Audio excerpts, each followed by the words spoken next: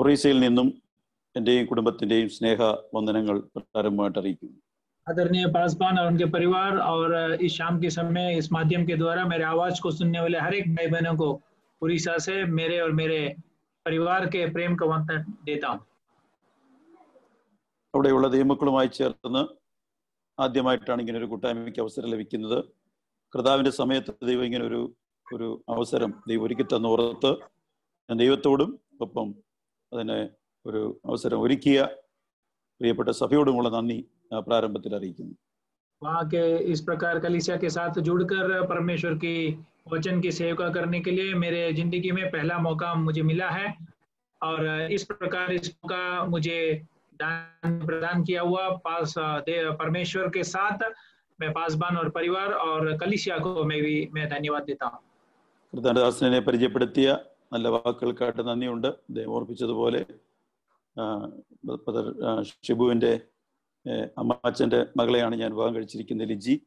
അതുപോലെ പ്രിയ ലീലമാമയും പാപ്പച്ചായനും ലിജിയുടെ പപ്പായുടെ മകളും പ്രിയച്ചായനും ആ ചർച്ചിലുണ്ട്. ആ പ്രിയപ്പെട്ടവരെല്ലാവരെയും ഓർത്ത് ഞാൻ ദൈവത്തിന് സ്തോത്രം ചെയ്യുന്നു. खास करके मुझे परिचित किया हुआ उस अच्छे बातों शब्दों के लिए मैं धन्यवाद करता हूँ. और जिस प्रकार मेरा परिचित किया है आपके कलीसिया में शिबू अंकल मेरे रिश्तेदार है और उसी प्रकार उनके मामा के बेटी से मेरा विवाह हुआ है और वैसे ही लीला आंटी का बड़े भाई पिताजी के भाई के बेटी से मेरा विवाह हुआ है. കർത്താവ് 94 ഒറീസയിലേക്ക് കടന്നു വരുവാൻ എനിക്ക് അവസരമൊരുക്കി. ഏകദേശം നീണ്ട 25-ൽ പരം വർഷങ്ങൾ ഒറീസയുടെ പല ജില്ലകളിൽ പാർത്ത് ഒറിയ സഭകളിൽ ശുശ്രൂഷകനായി കർത്തൃവേല ജീവൻ കർത്താവ് ഞങ്ങളെ കുടുംബമായി സഹായിച്ചുകൊണ്ടിരിക്കുന്നു.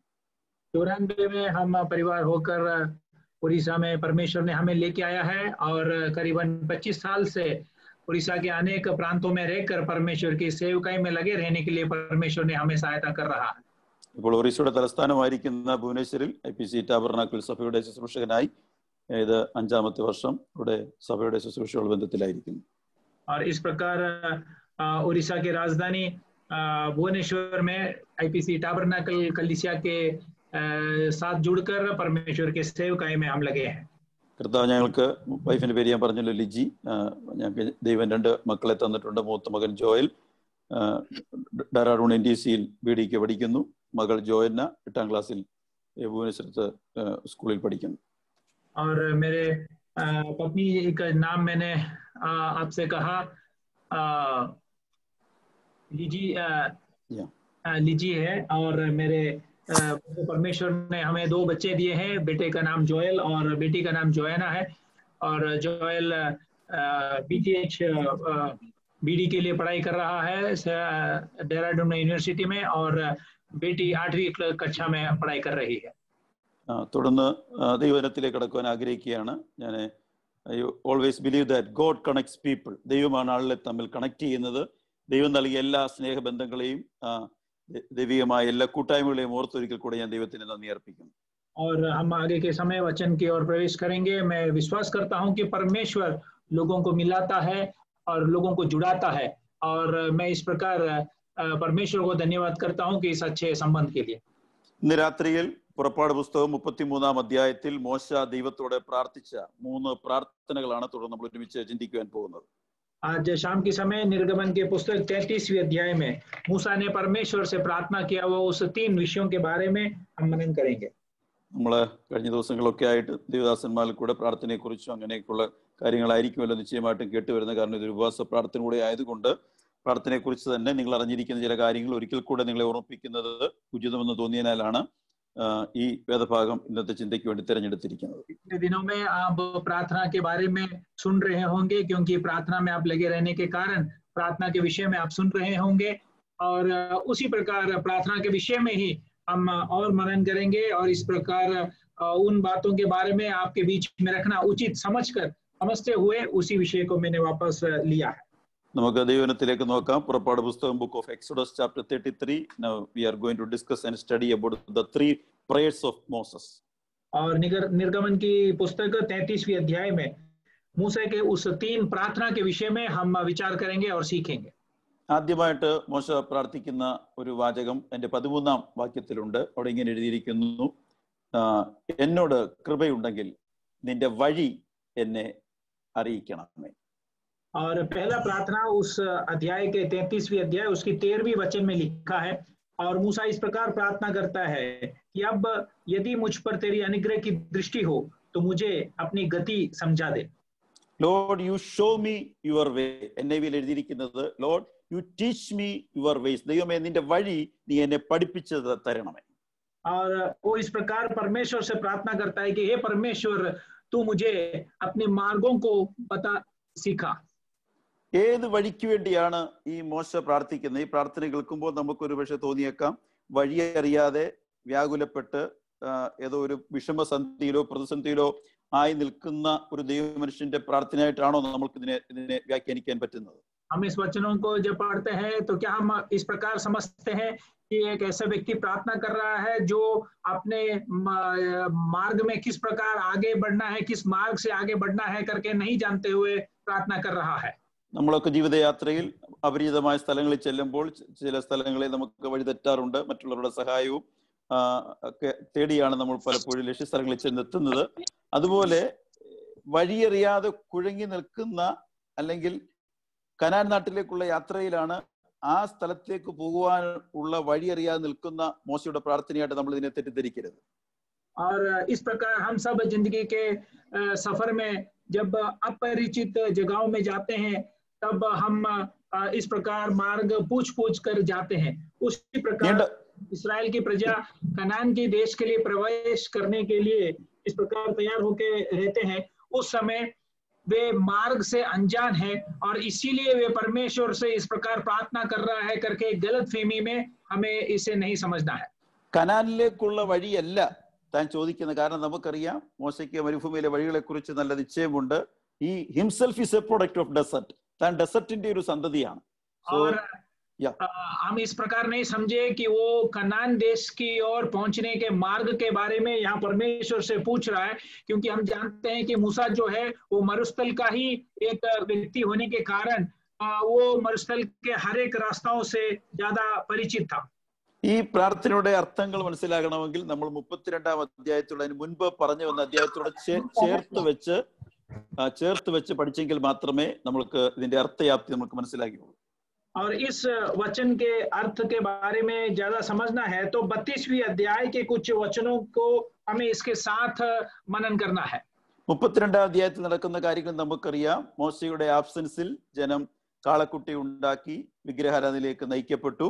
അതിനെ തുടർന്ന് ദൈവം അവരെ ശിക്ഷിക്കുന്നു. ഏകദേശം 3000-ലധികം ആളുകളുടെ മരണം അവിടെ സംഭവിക്കുന്നതായി 32-ാം അധ്യായത്തിൽ നമ്മൾ വായിക്കുന്നു. 32वीं अध्याय में हम जानते हैं कि लोगों ने, प्रजा ने मूसा के गैर मौजूदगी के बीच में सोने के बछड़ा को बनाता है और वे उनका आराधना करता है, और उसके वजह से परमेश्वर का क्रोध उनके बीच में मंडराता है और करीबन 3000 लोग का उस दिन घात किया जाता है. അങ്ങനെ 3000 പേരുടെ മരണത്തിനു ശേഷം യാത്രയിൽ വലിയൊരു അനിശ്ചിതത്വം നേരിട്ടു. അവിടെ ഒരു വലിയ ദുഃഖാചരണ, ജനമെല്ലാം ദുഃഖിച്ചു. ഇത്ര പെട്ടെന്ന് ആകസ്മികമായി ഇത്രയധികം ആളുകളുടെ മരണം. അങ്ങനെ യാത്ര തടസ്സപ്പെട്ട് ബന്ധായിരുന്ന യാത്ര വീണ്ടും മോശ അവർക്ക് വേണ്ടി മധ്യസ്ഥ ചെയ്യുന്നു. അപ്പോൾ ദൈവം മോശയോട് പറയുകയാണ്, ഈ ജനത്തെയും കൂട്ടിക്കൊണ്ട് നീ മുൻപോട്ട് പോകുക എന്ന്. इस प्रकार 3000 लोग का घात किया जा रहा है. जब परमेश्वर उन पर इस प्रकार दंड देता है तब प्रजा इस प्रकार बहुत दर्द के साथ, तकलीफ के साथ व्याकुल होकर उनके यात्रा में आगे नहीं बढ़ पा रहे. इस प्रकार के अनिश्चितता के समय पर वे इस प्रकार खड़े हैं, और उस समय में मूसा परमेश्वर से बात करता है कि हे परमेश्वर, तू हमें हमारी गति को समझा. അപ്പോൾ തടസ്സപ്പെട്ട് കിടന്ന യാത്രയ്ക്ക് ശേഷം യാത്രയുടെ ഒരു 2-ാം ഘട്ടം, ഒരു സെക്കൻഡ് ഫേസ് ആരംഭിക്കുന്ന സമയത്താണ് മോശ ദൈവത്തോട് പ്രാർത്ഥിക്കുന്നത്, ദൈവമേ നിന്റെ വഴി എന്നെ അറിയിക്കണമേ, എന്നെ പഠിപ്പിച്ചു തരണമേ. और देखिए, हम देख सकते हैं कि जो यात्रा वहां बंद रहा, जो यात्रा वहां रुक गई थी, थम गई थी, उस यात्रा का दूसरा श्रेणी के शुरुआत में हम देखते हैं कि मूसा परमेश्वर से इस प्रकार प्रार्थना कर रहा है. അപ്പോൾ മോശ പറയുന്നത്, lord you please let me know the course and manner of thy dealings. ഞങ്ങളുള്ള ബന്ധത്തിൽ നീ എങ്ങനെ തുടർന്ന് ഇടപെടാൻ പോകുന്നു എന്നുള്ള ആ ഇടപെടലുകളെ എന്നെ അറിയിക്കണമെന്നാണ് താൻ പ്രാർത്ഥിക്കുന്നതിന്റെ സാരം. और मूसा परमेश्वर से प्रार्थना करने के उस प्रार्थना का अर्थ ये है कि हे परमेश्वर, हमसे तो किस प्रकार आगे व्यवहार करने वाला है, उस व्यवहारों को तू हमें समझा दे. മത്സരികളും ദുശാഠ്യവും അനുസരണക്കേടുമുള്ള ഈ ജനതയുമായിട്ട് മുന്നോട്ട് പോകുക എന്നുള്ളത് വളരെ ശ്രമകരമായ ഒരു ദൗത്യമാണ്. It's an herculean task. इस प्रकार बुटबुटाने वाले और झगड़ा करने वाले और इस प्रकार की मनभावना रखने वाले इस प्रजा के साथ प्रयाण करना या यात्रा करना एक बड़ा मुश्किल काम है. അതുകൊണ്ട് തൻ്റെതായ വഴിയിലൂടെയോ തൻ്റെ പക്കലുള്ള GPS ഉപയോഗിച്ചോ ജനത്തെ നയിക്കുവാൻ മോശ ആഗ്രഹിക്കുന്നില്ല. ദൈവമേ, ഈ രണ്ടാം ഘട്ട യാത്രയിൽ ഐ നീഡ് യുവർ ഹെൽപ്പ്. കർത്താവിനോട് വ്യക്തമായി നീ അറിയിക്കണമേ ഈ ജനമായിട്ട് ഞാൻ എങ്ങനെ മുന്നോട്ട് പോകണം എന്നുള്ള കാര്യം. और इस प्रजा को आगे चलाने के लिए मूसा के योग्यता या उसके हाथ में जो GPS है वो जानता है कि उससे वो आगे की ओर ले नहीं जा सकता है, और इसीलिए वो परमेश्वर से पूछता है या मांगता है कि तू सीधे रीति से हमें उस रास्ता को बता दे. 32 അവസാനത്തിൽ ദൈവം പറഞ്ഞു, നീയും നിന്നോടൊപ്പമുള്ള ജനവും മുന്നോട്ട് യാത്ര ചെയ്യാൻ പറഞ്ഞു.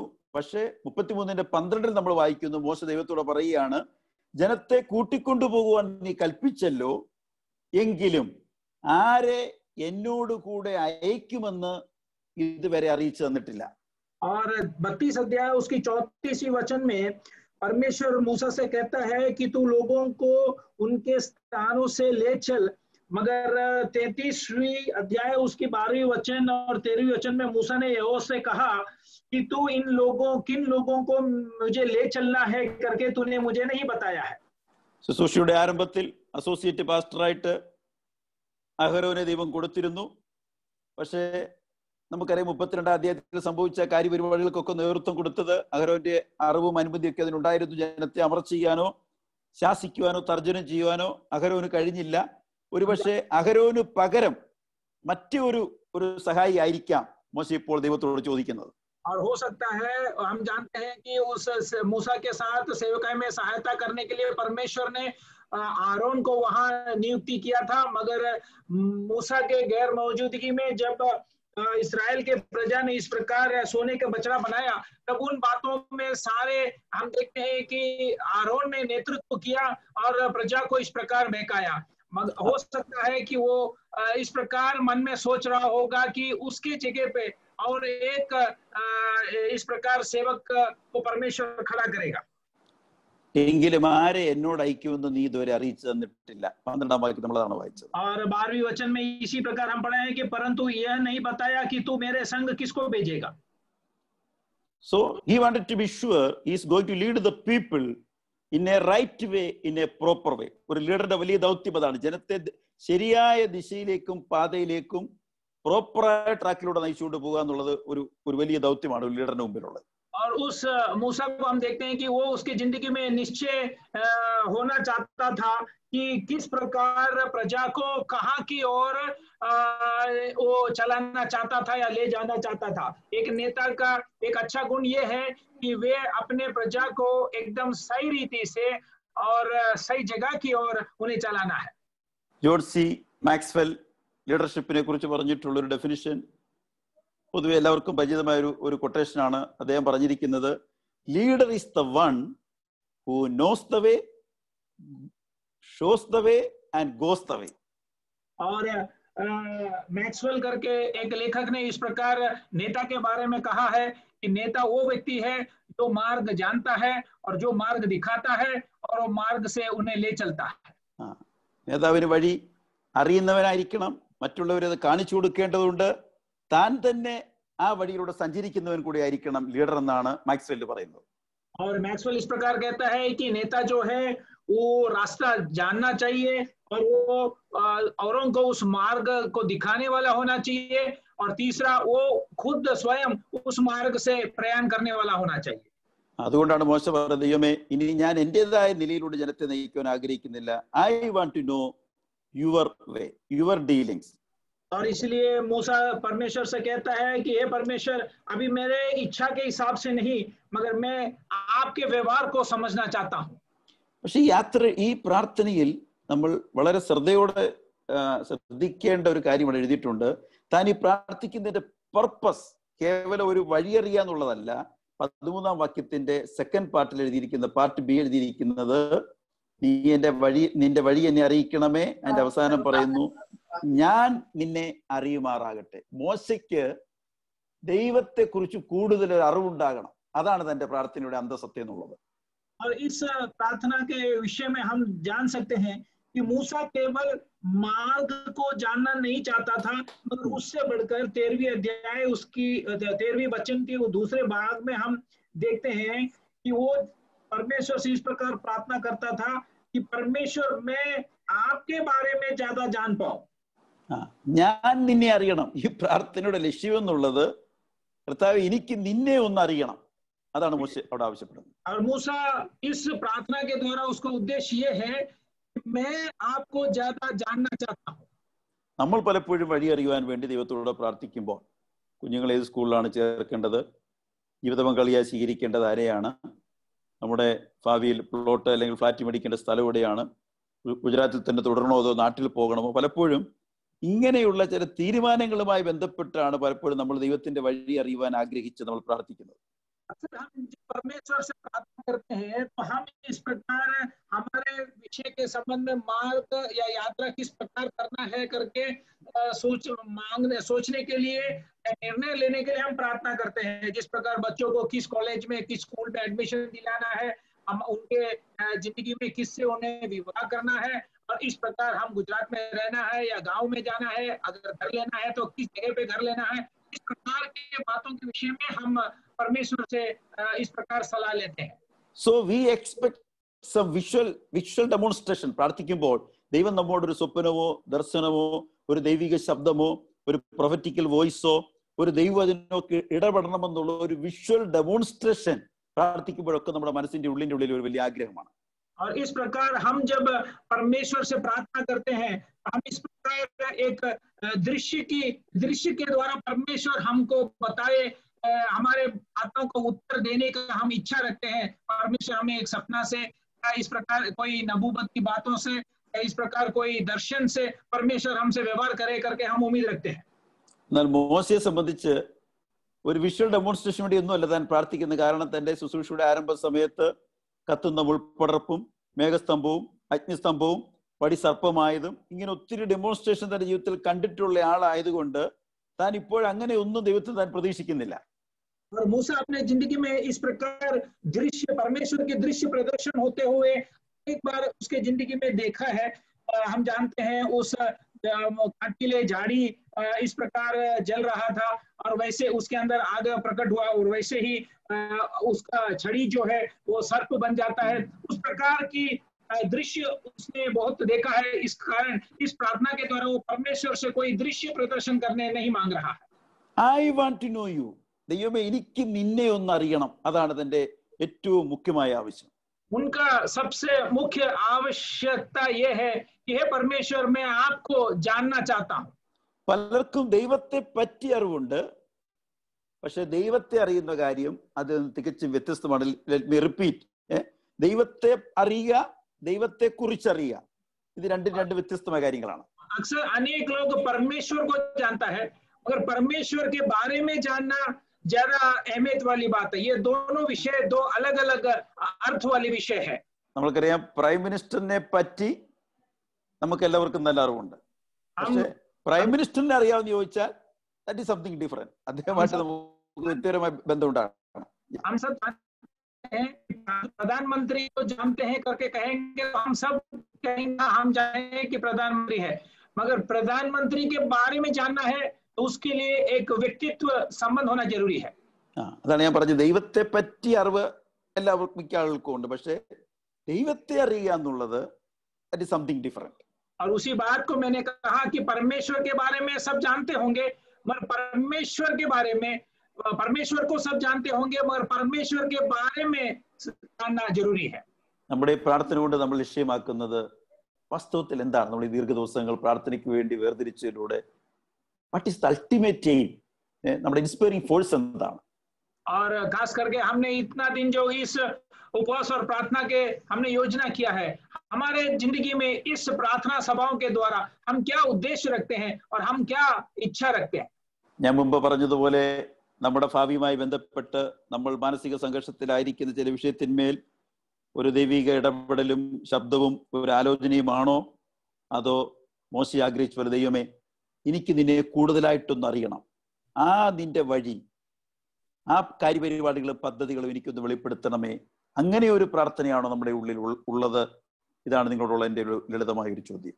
और मैं इस प्रकार एक छोटा सवाल आपसे पूछता हूँ कि क्या इन प्रार्थनाओं के द्वारा हम हमारे जिंदगी के बातों को पाना चाहते हैं कि हम किस प्रकार यात्रा करें, या हमारे जिंदगी में हम किस तो मांग है उस मांगों को हम इस प्रार्थनाओं के द्वारा पूरी करने चाहते हैं, या फिर हम उस मूसा के समान हे परमेश्वर मैं आपको और गहराई तौर से जानना चाहता हूँ, इस प्रकार हमारी प्रार्थना है? ദൈവത്തിന്റെ വഴി അറിയാന്നുള്ളത് വളരെ എളുപ്പമുള്ള കാര്യമല്ല. ജീവനത്തിൽ അതിന്റെ വ്യവസ്ഥകൾ, കണ്ടീഷൻസ് പറഞ്ഞിട്ടുണ്ട്. परमेश्वर के उस मार्ग को जानना इतना आसान नहीं है. परमेश्वर के वचन में उसके लिए अनेक बातें रखी गई है, नियमें रखी गई है. സങ്കീർത്തനം 25:12 നമ്മൾ വായിക്കുന്നു, യഹോവ ഭക്തനായ പുരുഷനാർ അവൻ തിരഞ്ഞെടുക്കേണ്ടുന്ന വഴി താൻ അവന് കാണിച്ചു കൊടുക്കും. Psalms 25:12. और भजन 25:12 में हम देखते हैं कि वह कौन है जो यहोवा का भय मानता है, यहोवा उसको उसी मार्ग पर जिससे वो प्रसन्न होता है चलाएगा. അവൻ തിരഞ്ഞെടുക്കേണ്ടുന്ന വഴി, യഹോവയെ ഭയപ്പെടുന്നവൻ ആരോ, അവൻ തിരഞ്ഞെടുക്കേണ്ടുന്ന വഴി ദൈവം അവന് കാണിച്ചു കൊടുക്കും. ഇംഗ്ലീഷ് എഴുതിയിരിക്കുന്ന ദൈവം അവനെ പഠിപ്പിച്ചു കൊടുക്കും. Him shall he teach his way. God will teach. यहोवा का भय मानने वाला जो भी है वो इस प्रकार कौन से मार्ग से उसे इस प्रकार यात्रा करना है, वो परमेश्वर उस मार्ग को उसे सिखाएगा करके इंग्लिश ट्रांसलेशन में लिखा है. അപ്പൊ ദൈവത്തിന്റെ വഴി ഞാനും നിങ്ങളും പഠിച്ചെടുക്കേണ്ടുന്ന ഒന്നാണ്. സ്വാഭാവികമായി പെട്ടെന്ന് അത് ഉണ്ടായി വരുന്ന ഒന്നല്ല. അതിനുവേണ്ടി ഒരുക്കത്തോടെ ഒരു വിദ്യാർത്ഥി അധ്യാപകൻ എന്നൊരു കാര്യം പഠിക്കുന്നത് പോലെ നമ്മൾ ഒരുക്കത്തോടു കൂടെ ഒരു അധ്യാപനത്തിൽ നമ്മൾ പഠിക്കേണ്ടതാണ്. കർത്താവ് യേശുവിൽ നമ്മൾ പഠിക്കേണ്ടതാണ് അത്. और परमेश्वर का जो मार्ग है वो इस प्रकार हम आमतौर से सीख नहीं सकते हैं, या हमारे अंदर उस बातों को आमतौर से पाया नहीं जाता है. मगर परमेश्वर के मार्ग को जिस प्रकार एक विद्यार्थी अध्यापक से बातों को सीखता है, उसी प्रकार परमेश्वर से हमें उसके मार्गों के बारे में सीखना है. അപ്പൊ ദൈവം നമ്മളെ എന്തെങ്കിലും പഠിപ്പിക്കണമെങ്കിൽ we must be teachable and flexible. Then only God can teach something new in our life. और इस प्रकार परमेश्वर अगर हमारे जिंदगी में कुछ बातों को अगर हमें सिखाना है तो हमें उस बातों को सीखने के लिए इस प्रकार हमारे अपने आप को उपलब्ध कराना है, और इस प्रकार हम लचीला होना चाहिए. If you are rough and tough, God cannot teach anything in your life. अगर हम इस प्रकार कटीले मन वाले और इस प्रकार कठोर मन वाले रहेंगे तो परमेश्वर हमें कुछ नहीं सिखा पाएगा. സങ്കീർത്തനം 25:9 പറയുന്നത് സൗമ്യതയുള്ളവർക്ക് തന്റെ വഴി പഠിപ്പിച്ചു കൊടുക്കുന്നത്. Humble he teaches his way.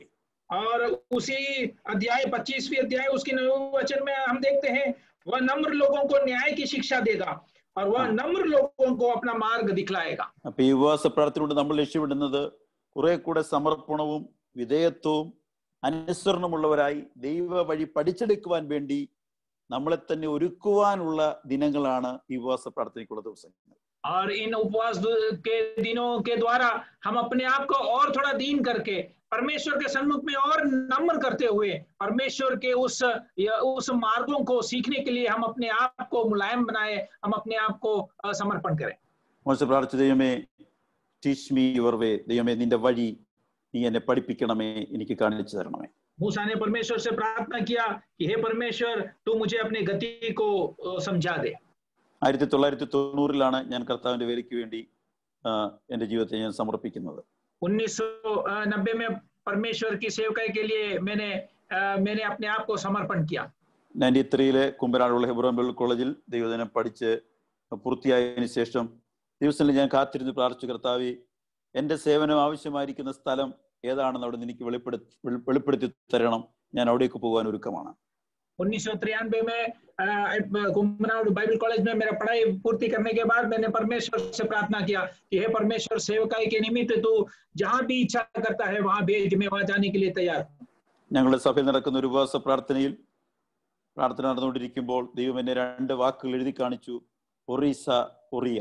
ഒരു TV സ്ക്രീനിൽ കാണുന്ന പോലെ തുടർച്ചയായി കണ്ണടയ്ക്കുമ്പോഴൊക്കെ ഞാൻ കാണുന്ന ആ 2 വാക്കുകൾ ഒറീസ, ഒറിയ. അപ്പോൾ so I become confirmed that God is calling me. My appointment and kind of commissioning is to go to Orissa and work among the local people. और इस प्रकार हमारे चर्च में चलने वाले एक उपवास के प्रार्थना में मैं जब इस प्रकार प्रार्थना कर रहा था तो परमेश्वर ने एक दर्शन के द्वारा मुझे दिखाया, 2 शब्दों को दिखाया, उड़ीसा और उरिया। बार बार उस शब्दों को जिस प्रकार एक टीवी के स्क्रीन में दिखता है उसी प्रकार मुझे जब उस बातों को मैंने बार बार देखा तो मैं समझ गया कि मेरा बुलावट और मेरा जो नियुक्ति है वो उड़ीसा की सेवकाई के लिए है। അങ്ങനെയാണ് 94-ൽ ഈ സ്ഥലത്തേക്ക് ഒറീസയിലേക്ക് പ്രവർത്തനത്തിന് വേണ്ടി കടന്നു വരുവാൻ എനിക്കിടയായത്. और इस प्रकार 1994 में मैंने उड़ीसा के प्रांत में सेवकाई के निमित्त आया। ഞാൻ പറഞ്ഞു വന്നത് God always demand our absolute surrender. അനുസരണവും വിധേയത്വവും അതാണ് ദൈവം എന്നോട് നിങ്ങളോട് ആവശ്യപ്പെടുന്ന കാര്യം. और मैं आपसे बताना ये चाहता हूँ कि परमेश्वर हमारे से हर समय हमारे जिंदगी के उस समर्पण को और हमारे दीनता को वो चाहता है. ഗൈഡൻസ് എന്നുള്ളത് ദൈവമായിട്ടുള്ള നമ്മുടെ നിരന്തരം റിലേഷൻഷിപ്പിൽ കൂടെ നമ്മൾക്ക് പഠിച്ചെടുക്കാവുന്ന മനസ്സിലാക്കാവുന്ന ഒരു കാര്യമാണ്. പെട്ടെന്ന് ഒരു ഞാൻ പറഞ്ഞ ഒരു വിഷ്വൽ ഡെമോൺസ്ട്രേഷനിൽ കൂടെ നടക്കുന്ന കാര്യം മാത്രമായിട്ട് നമ്മൾ അതിനെ ചുരുക്കിക്കളയരുത്. Guidance comes from our ongoing relationship with our God.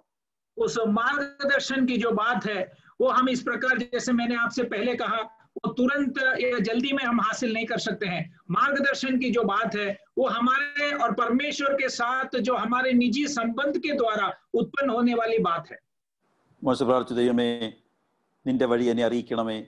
ദൈവം തന്റെ ആഗ്രഹം സാധിപ്പിച്ചു. 103-ാം സങ്കീർത്തനത്തിന്റെ 7-ാം വാക്യം നമ്മൾ വായിക്കുന്നു, ദൈവം തന്റെ വഴികളെ മോശയെയും തന്റെ പ്രവൃത്തികളെ ഇസ്രായേൽ മക്കളെയും അറിയിച്ചു. और इस प्रकार परमेश्वर से जिस प्रकार मूसा ने प्रार्थना किया उस प्रार्थना को परमेश्वर ने सुना और 103 भजन संहिता उसकी 7वीं वचन में हम पढ़ते हैं कि उसने मूसा को अपनी गति और इस्राएलियों पर अपने काम प्रकट किया. നമ്മുടെ ഈ പ്രാർത്ഥനയുടെ 8-ാം ദിവസം നമുക്ക് ദൈവസന്നിധിയിൽ ഒരിക്കൽ കൂടെ let us rededicate our life. കർത്താവേ, ദൈവം നമ്മോട് ആവശ്യപ്പെടുന്നത് അബ്സല്യൂട്ട് സറണ്ടർ, വിധേയത്വമുള്ളവരായി പഠിക്കുവാൻ വേണ്ടി നമ്മുടെ ഹൃദയത്തെയും മനസ്സിനെയും നമ്മൾ ഒരുക്കുമ്പോൾ ദൈവം വ്യക്തമായി എന്നോട് നിങ്ങളോട് സംസാരിക്കും. और इस प्रकार इस उपवास के प्रार्थना में हम परमेश्वर से फिर एक बार नम्र दिल से प्रार्थना करें और परमेश्वर हमसे हमारे आत्मसमर्पण को चाहता है. और जब हम इस प्रकार आत्मसमर्पण करेंगे तो परमेश्वर इस प्रकार हमारे जिंदगी में अपनी गति को बताएगा, हमें आगे चलने के उस मार्गदर्शन वो दिखाएगा. നീണ്ട 80 വർഷം ദൈവത്താൽ പരിശീലിപ്പിക്കപ്പെട്ട വ്യക്തി ദീർഘവർഷങ്ങൾ ജനത്തെ നയിച്ച ശേഷവും വീണ്ടും വലിയൊരു പ്രതിസന്ധിക്ക് ശേഷം താൻ വിധേയത്വത്തോടെ പ്രാർത്ഥിക്കും, ദൈവമേ അവിടുത്തെ വഴി, ഞാനും ഈ ജനവും മുമ്പോട്ട് പോകേണ്ട അവിടുത്തെ വഴി എന്നെ അറിയിക്കണമെന്നായിരുന്നു താൻ ദൈവത്തോട് ആദ്യമായി പ്രാർത്ഥിച്ചത്. और लंबे 80 साल परमेश्वर के प्रजा को चलाने के बाद अपने जिंदगी में एक समस्या के सामने वो खड़ा रहकर भी परमेश्वर के द्वारा इतना अभ्यास कराया गया उस व्यक्ति फिर अपने जिंदगी की समस्या के सामने खड़ा रहकर परमेश्वर से नम्र दिल के साथ प्रार्थना करता है, ये परमेश्वर तू हमें अपनी गति को समझा दे. നമ്മൾ ആരും ഇന്നലകളിൽ പോയ വഴിയിലോ ചരിത്രത്തിൽ നമ്മൾ ആരും പരിചയിച്ചിട്ടുള്ളത് അനുഭവിച്ചിട്ടില്ലാത്തൊരു പുത്തൻ വഴിത്താരയിലൂടെയാണ് ഇന്ന് ലോകം മുഴുവനും നടന്നുകൊണ്ടിരിക്കുന്നത്. അതുകൊണ്ട് നമുക്ക് ദൈവത്തിന്റെ GPS ഏറ്റവും അത്യന്താപേക്ഷിതമാണ്. നമ്മുടെ കുടുംബത്തെക്കുറിച്ച്, സഭയെക്കുറിച്ച്, നമ്മുടെ ഭാവി കാര്യപരിപാടികളെ കുറിച്ചൊക്കെ ദൈവം ഒരു വഴി വ്യക്തമായി നമുക്ക് കാണിച്ചു തരാത്തിടത്തോളം കാലം ഒരു ചുവട് പോലും നമുക്ക് ഇനി മുമ്പോട്ട് വെക്കുവാൻ കഴിയില്ല. और इस प्रकार हम जो आजकल की परिस्थितियों को सामना कर रहे हैं, जो हम मार्गों में यात्रा कर रहे हैं, ना हम में से कोई संसार में कोई भी इससे पहले इन बातों को ना सामना किया है, ना इस प्रकार की मार्गों से अनुभव से गुजरा है. और इसलिए इन परिस्थितियों के बीच में परमेश्वर की कृपा और परमेश्वर की उस मार्गदर्शन जब तक हमारे ऊपर नहीं होता है, हम आगे प्रयाण करना बहुत हमारे लिए मुश्किल. ദൈവത്തിന്റെ വഴി അറിയണമെങ്കിൽ ആദ്യം നാം ദൈവവുമായിട്ടുള്ള നമ്മുടെ ബന്ധങ്ങൾ ശരിയാകണം, നമ്മൾ ദൈവത്തെ ആഴമായിട്ട് അറിയണം. എങ്കിൽ മാത്രമേ നമുക്ക് ദൈവത്തിന്റെ വഴികൾ പഠിക്കുവാനും മനസ്സിലാക്കുവാനും കഴിയുള്ളൂ. हम अगर परमेश्वर के साथ हमारे संबंध सही रहेगा, हम आत्मसमर्पण वाले रहेंगे, तभी हम परमेश्वर के उस गति को समझ पाएंगे, उसके मार्गों को हम सीख पाएंगे। രണ്ടാമത്തെ പ്രാർത്ഥന അതിന്റെ 15ാമത്തെ വാക്യത്തിൽ വേഴ്സ് 15-ൽ lord give me your presence, ദൈവമേ നിന്റെ സാന്നിധ്യം എന്നോട് കൂടെ പോരുന്നില്ല എങ്കിൽ ഞങ്ങളെ ഇവിടെ നിന്ന് പുറപ്പെടുവിക്കരുത്. ദൈവ സാന്നിധ്യമായിരുന്നു താൻ ദൈവത്തോട് ചോദിച്ച രണ്ടാമത്തെ കാര്യം. और दूसरी हम उसका देखते हैं 33वें अध्याय उसकी 15वें वचन में मूसा परमेश्वर से कहता है, उसने उससे कहा यदि तू आप ना चले तो हमें यहाँ से आगे ना ले जा। परमेश्वर की उस उपस्थिति को वहां प्रार्थना के द्वारा मांग रहा है। ദൈവമേ നിന്റെ സാന്നിധ്യം എന്നോട് കൂടെ പോരുന്നില്ലെങ്കിൽ ഞങ്ങളെ ഇവിടെ നിന്ന് പുറപ്പെടുവിക്കരുത്. हे परमेश्वर यदि तू आप ना चले तो हमें यहाँ से आगे ना ले जा। നമ്മുടെ ക്രിസ്ത്യ ജീവിതത്തിൽ നമ്മൾ എത്രയോ അധികം പ്രാവശ്യം പ്രാർത്ഥിച്ചിട്ടുള്ള വളരെ പരിചിതമായ ഒരു പ്രാർത്ഥന വാചകമാണല്ലോ ഇത്. और हमारे मसीह जिंदगी में अधिकता से प्रार्थना किए हुए इन शब्दों यहाँ लिखा हुआ है। ഈ വാക്യം വായിക്കുമ്പോൾ നമുക്കുണ്ടാകുന്ന സ്വാഭാവികമായ ഒരു സംശയം, ഇത്രയും നാൾ ഇവർ ദൈവസാന്നിധ്യത്താൽ അല്ലേ ഇവർ യാത്ര നയിച്ചുകൊണ്ടിരുന്നത്, മോശ ഇവരെ നയിച്ചത്, ഇവർ നയിക്കപ്പെട്ടതും. അപ്പോൾ ഇവരുടെ യാത്രയുടെ മധ്യത്തിൽ ദൈവസാന്നിധ്യത്തിന് എന്ത് സംഭവിച്ചു? What happened there? ഒരു ചോദ്യം അവിടെ ഉയരുന്നുണ്ട്. इस वचन जब हम पढ़ते हैं तो से हमारे मन में इस प्रकार एक विचार आ सकती है, एक सवाल खड़ी रह सकती है कि क्या इतने साल से वे जब परमेश्वर ने चला रहा था तो उस परमेश्वर की उपस्थिति को इन्होंने महसूस नहीं किया? ഇതറിയണമെങ്കിൽ വീണ്ടും നമ്മൾ അതിന്റെ പശ്ചാത്തല ബാക്ക്ഗ്രൗണ്ട് ആയിരിക്കുന്നു 32 അധ്യായത്തിൽ തന്നെയാണ് ഈ ചോദ്യങ്ങൾക്കെല്ലാം ഉള്ള ഉത്തരം കിടക്കുന്നത്. और अगर इस सवाल का जवाब जानना है तो पहले वाली अध्याय 32वीं अध्याय में इस सवालों का जवाब रहता है. ഞാൻ പറഞ്ഞ 32ാം അധ്യായത്തിൽ മോശ ഒരു 40 ദിവസത്തെ ലീവ് എടുക്കുകയാണ്. ദൈവം തന്നെ പർവ്വതത്തിന് മുകളിലേക്ക് കൊണ്ടുപോകുന്നു. So leader was absent long 40 days. और 32वीं अध्याय में मैंने जिस प्रकार पहले आपसे कहा कि मूसा 40 दिन का छुट्टी लेता है, परमेश्वर उसे पर्वत की ओर ले चल रहा है और उस 40 दिन उन इस्राएल प्रजा का नेता मूसा उनके साथ नहीं था. ഒരു ലീഡർ, ഒരു പാസ്റ്റർ ആബ്സെന്റ് ആകുമ്പോൾ സ്വാഭാവികമായിട്ട് നമ്മൾ ചെയ്യുന്നത് നടത്തിപ്പുകാരനായിട്ട് മറ്റൊരു ശുശ്രൂഷകനെ, ഒരു ലീഡറിനെ അവർക്ക് നിയമിച്ചു കൊടുക്കുക എന്നുള്ളതാണ്. പക്ഷെ ഇവിടെ വളരെ വിചിത്രമായ ഒരു കാര്യമാണ് ജനം ആവശ്യപ്പെടുന്നത്. 32ാം അധ്യായത്തിന്റെ 1ാം വാക്യം വായിക്കുമ്പോൾ മോശയ്ക്ക് എന്ത് സംഭവിച്ചു എന്ന് ഞങ്ങൾ അറിയുന്നില്ല, അതുകൊണ്ട് ഞങ്ങളുടെ മുമ്പിൽ നടക്കേണ്ടതിന് പകരം ഒരു പാസ്റ്ററെ തരാനല്ല പറയുന്നത്, ഞങ്ങൾക്കൊരു ദൈവത്തെ ഉണ്ടാക്കി തരുവാനാണ് ജനം വന്ന് അഹരോനോട് പറയുന്നത്. हम जानते हैं कि आमतौर से जब पासबान या सेवक जब छुट्टी में जाते हैं तो और किसी को नियुक्ति करके जाते हैं, मगर यहाँ देखिए जब मूसा वहां नहीं था तब आरोन से लोग कहते हैं कि पास इकट्ठा होकर लोग इस प्रकार उस 32वें अध्याय उसकी पहली वचन में हम देखते हैं कि लोग इस प्रकार आरोन से कहता है कि अब हमारे लिए एक देवता बना। वे इस प्रकार कोई पासबान या एक सेवक की मांग नहीं कर रहा है, वे इस प्रकार एक देवता को बनाने की मांग कर रहा है. അപ്പോൾ അവർ ആദ്യം ആവശ്യപ്പെട്ടത് ദൈവത്തെയാണ്. വളരെ പെട്ടെന്ന് തന്നെ ജനത്തിന്റെ സമ്മർദ്ദം കൊണ്ട് അവിടെ ഒരു ദൈവത്തെ ഉണ്ടാക്കി അവർക്ക് കൊടുക്കുന്നു. പക്ഷെ അവിടെ കൊണ്ട് ആ പാപം തീരുകയല്ല, ഒത്തിരി മിസ്റ്റേക്കുകൾ, പാപങ്ങൾ അതുമായിട്ട് കണക്ട് ചെയ്ത് സംഭവിക്കുന്നതായി അതിന്റെ താഴേക്കുള്ള ഭാഗങ്ങൾ വായിക്കുമ്പോൾ മനസ്സിലാവുന്നുണ്ട്. और वहां सबसे पहले उन्होंने एक देवता मांगा और हम देखते हैं कि तुरंत उन्हें एक देवता वहां बना के देता है, मगर उसके नीचे के वचनों में हम जानते हैं कि उसकी वजह से अनेक गलत काम या पाप उस प्रजा के बीच में होने लगा.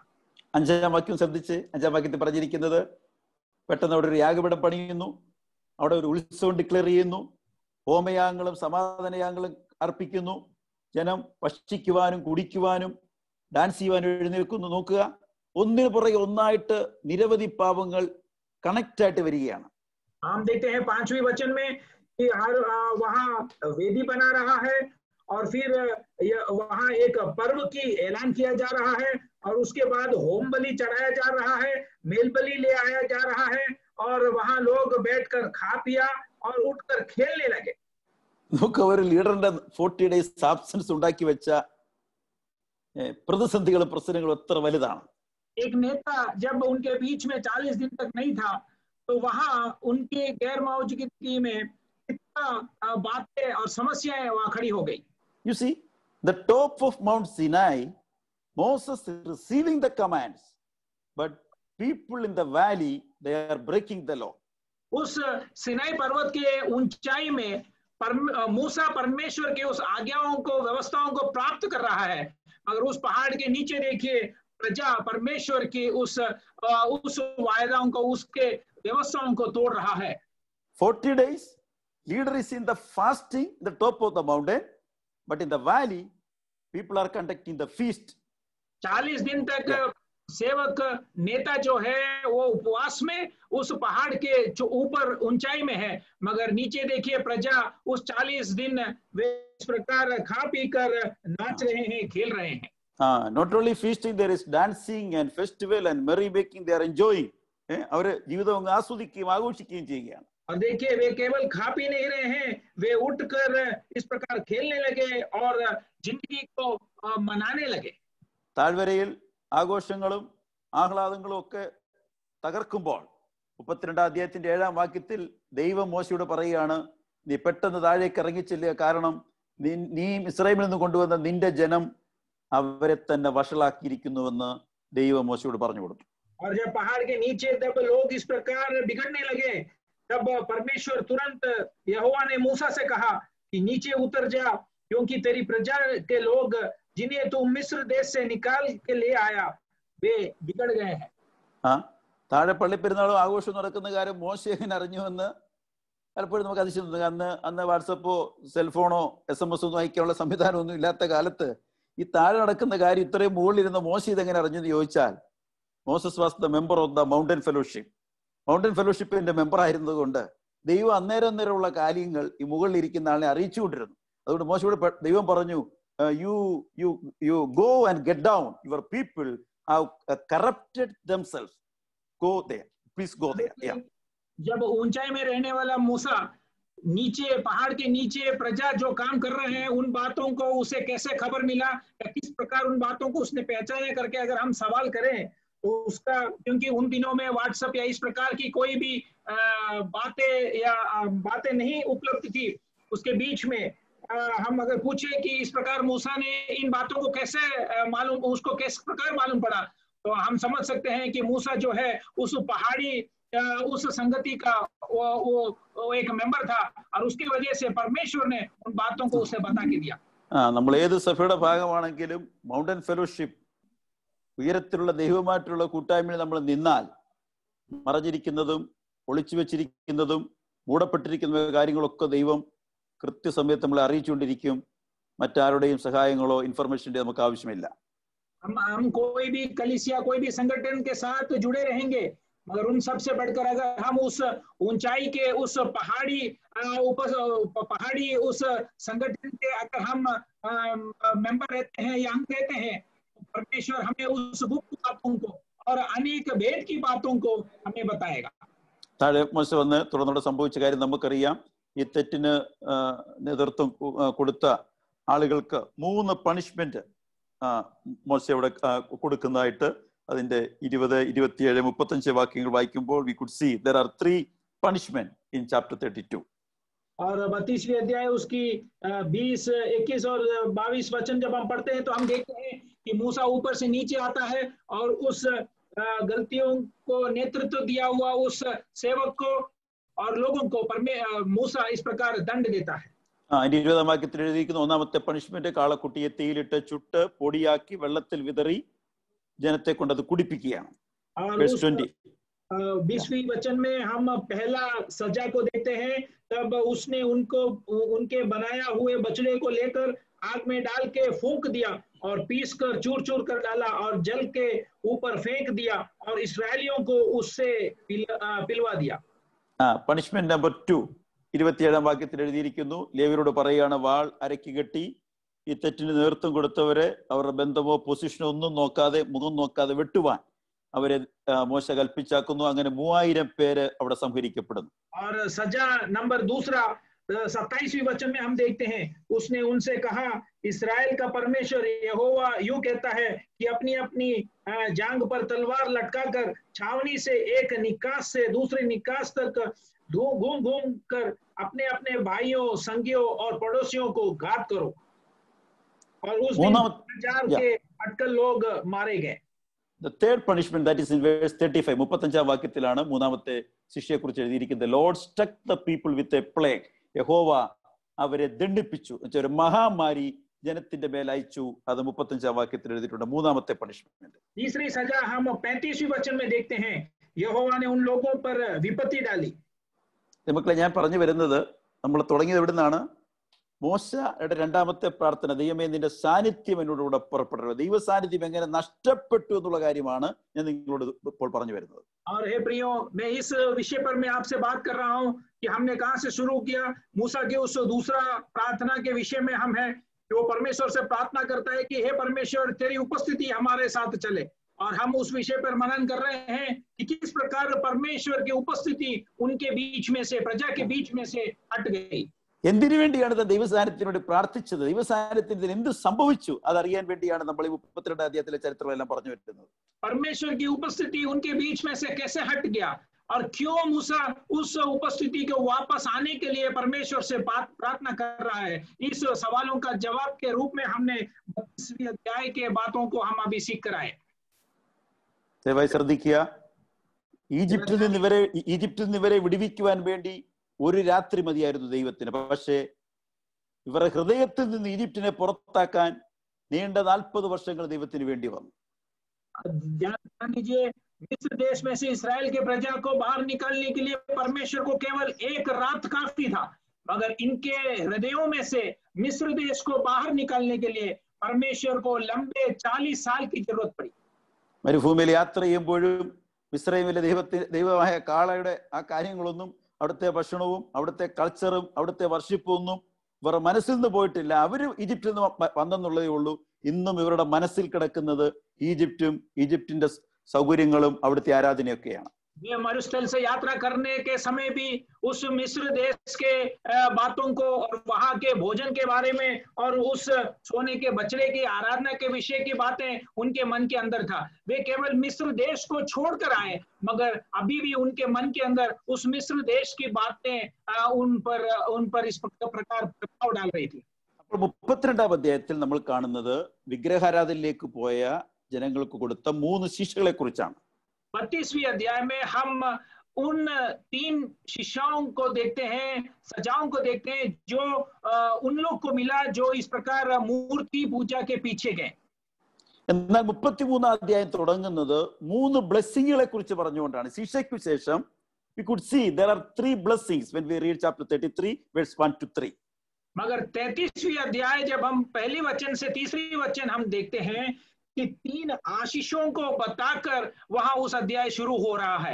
32वें अध्याय में 3 सजा के बारे में जब हम पढ़ते हैं, 33वें अध्याय में 3 आशीषों के बारे में हम देख सकते हैं. മലയാളം ബൈബിളിൽ 33 അധ്യായത്തിന്റെ 2ാം വാക്യത്തിൽ പറയുന്നു, you go up to the land of honey and milk, പാലും തേനും ഒഴുകുന്ന ദേശത്തേക്ക് നീ ജനത്തെയും കൂട്ടിക്കൊണ്ട് പോവുക. और इस प्रकार 33वें अध्याय उसके तीसरी वचन में हम देखते हैं, तुम लोग उस देश को जाओ जिसमें दूध और मधु की धारा बहती है. അവിടെ പറയുന്നു, 2ാമത്തെ ബ്ലെസ്സിംഗ് ദൈവം പറയുന്നു, ഞാൻ ഒരു ദൂതനെ നിനക്ക് മുമ്പായി അയക്കും. I will send an Angel before you. That is A second blessing. और दूसरा आशीष के रूप में परमेश्वर कहता है कि मैं एक स्वर्गदूत को आपके आगे चलने के लिए भेजूंगा. Number 3, I will drive out all the enemies, those who are coming against you. നിനക്കെതിരായി വരുന്ന കനാന്യരെ, യെബൂസ്യരെ, പെരിസ്യരെ മുഴുവൻ ശത്രുക്കളെ ഞാൻ സംഹരിച്ചു കൊള്ളാം. और उसके बाद तीसरा कहता है कि मैं तुम्हारे आगे कनानी, एमोरी, हित्ती, परिजी, हिपी और यबूसी लोगों को बरबस निकाल दूंगा. So I hope നിങ്ങൾ എല്ലാവരും എന്നോടൊപ്പം ഉണ്ടെന്ന് ഞാൻ വിശ്വസിക്കുന്നു. ഞാൻ പറഞ്ഞു വന്നത് 32ാം അധ്യായത്തിൽ 3 പണിഷ്മെന്റ് ആണെങ്കിൽ 33ാം അധ്യായം തുടങ്ങുന്നത് 3 ബ്ലെസ്സിങ്ങോടെയാണ്. അതിൽ ഒന്നാമത്തെ blessing the land of honey and milk, രണ്ടാമത്തത് the protection and guidance of the angel, മൂന്നാമത്തെ blessing I will drive out all the enemies. നിനക്കെതിരായി വരുന്ന ശത്രുവിനെ ദൈവം സംഹരിക്കാമെന്ന് ദൈവം ഉറപ്പ് കൊടുക്കുകയാണ്. आप सब मेरे बातों को ध्यान से सुन रहे करके मैं समझता हूँ, जब 30वीं वचन में 3 सजा को मूसा ने जब वहां सुनाया, हम 33वें अध्याय में देखते हैं 3 आशीषों के साथ वहां बात शुरू हो रहा है. पहला आशीष जो है वो ये है कि उस देश को जाओ जिसमें दूध और मधु की धारा बहती है. दूसरा, स्वर्गदूत को परमेश्वर भेजने का ऐलान किया. और तीसरा, उनके सामने आने वाले सारे दुष्टों को बरबस निकाल देने का बात भी परमेश्वर करता है। ഒരു ശരാശരി മനുഷ്യന് ദൈവത്തെ സ്തുതിക്കാനും ആരാധിക്കാനും ഇത്രയും ഒരു സന്ദേശം മതി. കർത്താവേ, ഞങ്ങൾ ഈ തെറ്റൊക്കെ ചെയ്തെങ്കിൽ നീ എത്ര കരുണയുള്ളവനാണ്. ഇപ്പോഴും ഞങ്ങളുടെ മുമ്പിൽ പാലും തേനും ഒഴുകുന്ന ദേശമുണ്ട്, ദൈവദൂതൻ ഞങ്ങളോടൊപ്പമുണ്ട്, ശത്രു സംഹാരമുണ്ട്. Oh what a wonderful God, you mighty God. ദൈവത്തെ സ്തുതിക്കാൻ മോർ ദാൻ ഇനഫ്.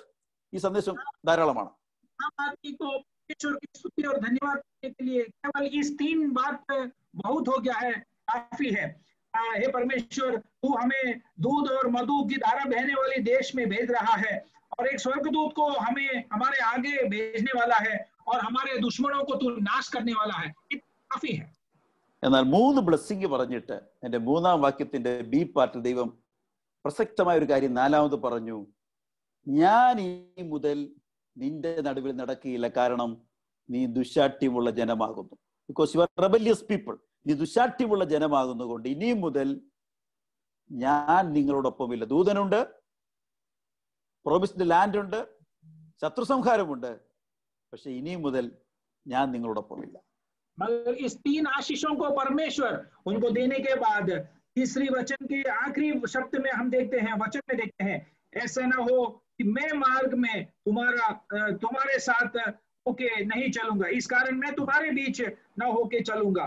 परमेश्वर अच्छा दूध और मधु की देश तो है और स्वर्गदूत भी है और शत्रु के नाश भी कर रहा है, मगर परमेश्वर की उपस्थिति के साथ नहीं चलेगी करके परमेश्वर कहता है. Very good, very good. I will not go with you. ദൈവം പറയുകയാണ്, ബാക്കിയെല്ലാം ഉണ്ട്, പക്ഷേ ഇനിയും മുതൽ നിന്റെ യാത്രയിൽ ആരില്ല. I will not go with you. ഞാൻ നിന്നോടൊപ്പമില്ല. ദൈവം വിഡ്രോ ചെയ്യുകയാണ്. ദൈവത്തിന്റെ സാന്നിധ്യത്തെ ദൈവം അവിടെ വെച്ച് വിഡ്രോ ചെയ്തു.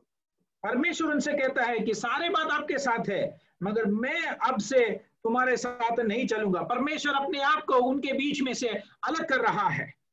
4-ാം വാക്യത്തിൽ പറയുന്നു, ഈ വചനം കേട്ടപ്പോൾ ജനം ദുഃഖിച്ചു. ദൈവ സാന്നിധ്യം നഷ്ടപ്പെട്ടെന്നുള്ള തിരിച്ചറിവായപ്പോൾ ഇതുവരെയുള്ളവരുടെ എല്ലാ സന്തോഷങ്ങളും, പാലും തേനും ഒഴുകുന്ന വാക്യത്വവും ആ ദേശവും ഒക്കെ അവർക്കൊരു എക്സൈറ്റ്മെന്റ് ഉണ്ടാക്കി കാണും. പക്ഷെ ദൈവമില്ലെന്ന് പറഞ്ഞപ്പോൾ അതുവരെ വലിയൊരു ദുഃഖത്തിലേക്ക് നയിക്കുകയാണ്. चौथी वचन में हम पढ़ते हैं, यहाँ बुरा समाचार सुनकर वे लोग विलाप करने लगे और कोई अपने गहने पहने हुए ना रहा. इस प्रकार परमेश्वर ने सारी बातों के उनके लिए प्रबंध करने के बावजूद परमेश्वर की उपस्थिति चलेगा करके उस बात को वे पहचान लिए. उनके जिंदगी में एक बड़ी दुख और इस प्रकार संकट की अवस्था आ रही है. ഈ കോണ്ടെക്സ്റ്റിലാണ് മോശ പ്രാർത്ഥിച്ചത്. 2ാമത്തെ പ്രാർത്ഥന, ദൈവമേ, തിരുസാന്നിധ്യം ഞങ്ങളോട് കൂടെ പോരുന്നില്ല എങ്കിൽ ഞങ്ങൾ ഇവിടെ നിന്ന് പുറപ്പെടുവിക്കരുത്. നീ ഞങ്ങളോടൊപ്പം ഇല്ലെങ്കിൽ കർത്താവ് ഒരു സ്റ്റെപ്പ് പോലും മുന്നോട്ടെടുക്കുവാൻ ഞാൻ ആഗ്രഹിക്കുന്നില്ലെന്ന് പറഞ്ഞ് മോശ നെടുമ്പാട് വീണ് ദൈവസന്നിധിയിൽ കരയുവാനും പ്രാർത്ഥിക്കുവാൻ തുടങ്ങി. इस विषय के संबंध में हम देखते हैं कि मूसा ने परमेश्वर से कहा, यदि तू आप ना चले तो हमें यहाँ से आगे ना ले जा, एक कदम भी आपके बगैर हमें आगे रखने की तू अनुमति ना देना. Moses does not want to go anywhere that God is not going. ദൈവം പോകാത്ത സ്ഥലത്തേക്ക് പോകുവാൻ മോശയ്ക്ക് ആഗ്രഹമില്ല. परमेश्वर जो जगह नहीं जा रहा है वहां जाने के लिए मूसा इच्छुक नहीं है.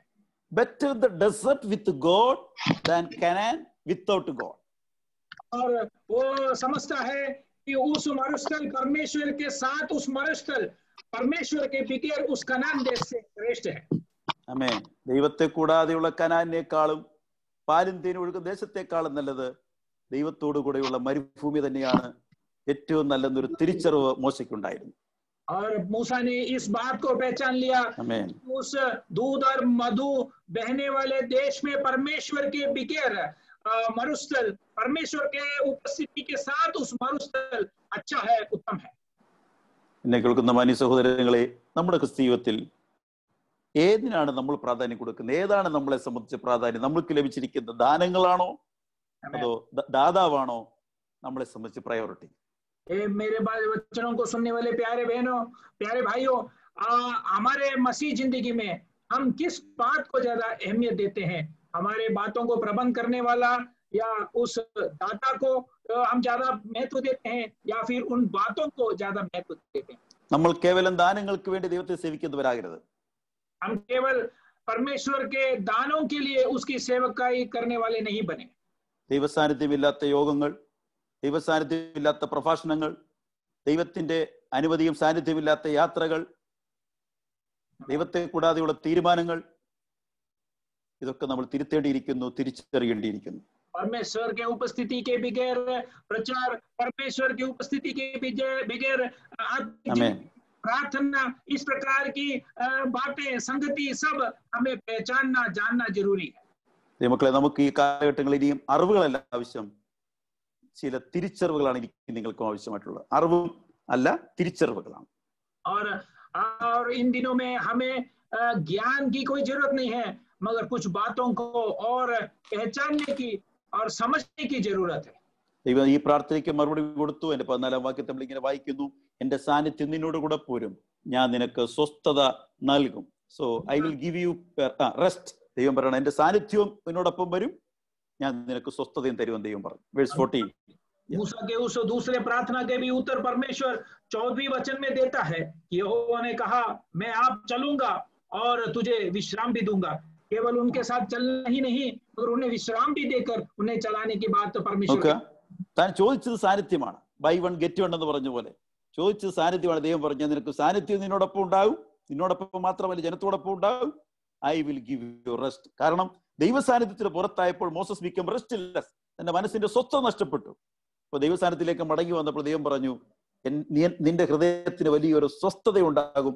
ഈ ഉപവാസ പ്രാർത്ഥനയോട് നമുക്കുണ്ടാകേണ്ടത് കലങ്ങി മറിയുന്ന നമ്മുടെ മനസ്സിന് ഒരു വിശ്രാമമാണ് അടിസ്ഥാനപരമായി നമുക്ക് ആവശ്യമായിരിക്കുന്നത്.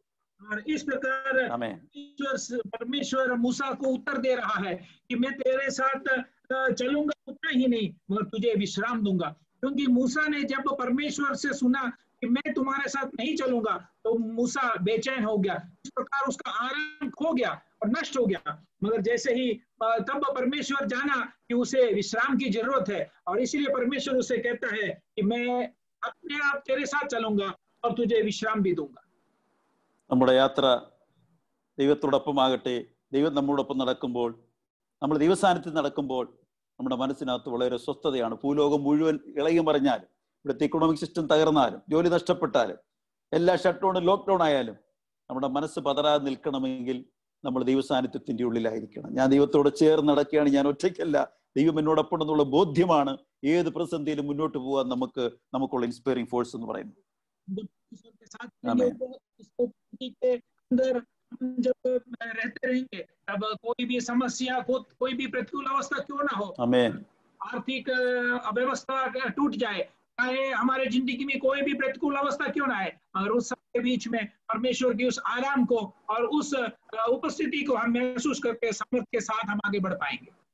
മൂന്നാമത് മോശ പ്രാർത്ഥിച്ചത് 18-ാമത്തെ വാക്യത്തിൽ ദൈവത്തോട് പറഞ്ഞു, Lord show me your glory, നിന്റെ തേജസ് എനിക്ക് കാണിച്ചു തരണമേ. അതായിരുന്നു മോശ ഈ അധ്യായത്തിൽ അവസാനമായി ദൈവത്തോട് പ്രാർത്ഥിച്ചത്. That is the third prayer. मूसा ने तीसरा प्रार्थना, जो उसकी आखिरी प्रार्थना उस अध्याय की थी, 18वें वचन में हम देखते हैं कि उसने परमेश्वर से कहा, मुझे अपना तेज दिखा दे. ഷോ മീ യുവർ ഗ്ലോറി, നിന്റെ തേജസ് എനിക്കൊന്ന് കാണിച്ചു തരണമേ. अपना तेज मुझे दिखा दे. As we grow in our faith, we can graduate from one level of prayer to another level. हम जब हमारे विश्वास में आगे बढ़ते हैं, तब हमारे आत्मिक जिंदगी के एक श्रेणी से हम दूसरे श्रेणी की ओर बढ़ सकते हैं. 25 വർഷങ്ങൾക്ക് മുമ്പ് പ്രാർത്ഥിച്ച അതേ പ്രാർത്ഥനാ വാചകം ഇന്നും ഉരുവിടുന്ന വിശ്വാസികളെയും പലരെയും ഞാൻ കണ്ടിട്ടുണ്ട്. ഒരു മാറ്റവും ഇല്ല. അതേ സ്ട്രക്ചർ, അതേ പ്രാർത്ഥന, അതേ ശൈലി. There is no upgradation. Still they are continuing the same pattern. 25 साल पहले प्रार्थना किए हुए उसी शब्दों को आज भी दोहराने वाले विश्वासियों को मैं जानता हूँ. उस प्रार्थना के शैली में, उसके शब्दों में कोई भी फर्क नहीं है, कोई भी अंतर नहीं है. നമ്മൾ ദൈവത്തോട് കൂടുതൽ അടുക്കുമ്പോൾ നീണ്ട പ്രാർത്ഥന വാചകങ്ങളും പോലും ആവശ്യമില്ല. ഒരുപക്ഷെ വാക്കുകളുടെ പോലും ആവശ്യമില്ല. നമ്മൾ ആ റിലേഷൻഷിപ്പിൽ എത്തിക്കഴിയുമ്പോൾ, നമ്മൾ ഓരോ നിമിഷവും ദൈവസാന്നിധ്യത്തിൽ നടക്കുമ്പോൾ വാക്കുകൾക്ക് പ്രസക്തിയില്ല. നമ്മുടെ ഓരോ ചലനങ്ങളും മൂവ്മെന്റും നമ്മുടെ ഹൃദയം ദൈവമായിട്ട് ഇങ്ങനെ കണക്റ്റഡ് ആയിരിക്കുകയാണ്. और हम जब परमेश्वर के साथ एक गहरा संबंध में आ जाते हैं, उसकी उपस्थिति को महसूस करके चलते हैं, हमें लंबे प्रार्थना की शब्दों की जरूरत नहीं है, और इस प्रकार बड़े बड़े कठिन शब्दों को उपयोग करने की जरूरत नहीं है. हो सकता है हमारे होठों से शब्द भी नहीं निकले, मगर उस संबंध और उस उपस्थिति को महसूस करने से काफी है.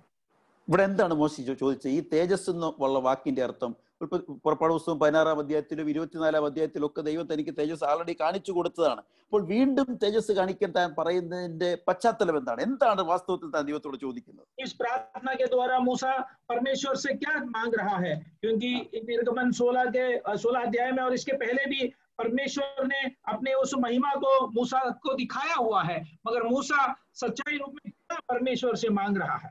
ദൈവത്തിന്റെ തേജസ് എന്ന് പറയുന്നത് ദൈവത്തിന്റെ നാമമാണ്, ഗോഡ്സ് നെയിമാണ്. ദൈവത്തിന്റെ നാമം എന്ന് പറയുന്നത് ദാറ്റ് ഈസ് ഗോഡ്സ് ക്യാരക്ടർ, അത് ദൈവത്തിന്റെ സ്വഭാവമാണ്. और परमेश्वर का महिमा जो है वो परमेश्वर का नाम को दिखाता है, और परमेश्वर का जो नाम है वो परमेश्वर का चरित्र है, अर्थात उसका स्वभाव है. Verse 19, please look to verse 19. ഞാൻ എൻ്റെ മഹിമയൊക്കെയും നിന്റെ മുമ്പാകെ കടക്കുമാറാക്കി യഹോവയുടെ നാമത്തെ നിന്റെ മുമ്പാകെ ഘോഷിക്കുന്നു. എന്റെ പ്രാർത്ഥനയ്ക്ക് ദൈവം പറയുകയാണ്, ഞാൻ എൻ്റെ നാമം, എൻ്റെ ക്യാരക്ടർ നിനക്ക് മുമ്പിൽ വെളിപ്പെടുത്താൻ പോവുകയാണ് എന്ന് ദൈവം തനിക്ക് ഉത്തരം കൊടുത്തു.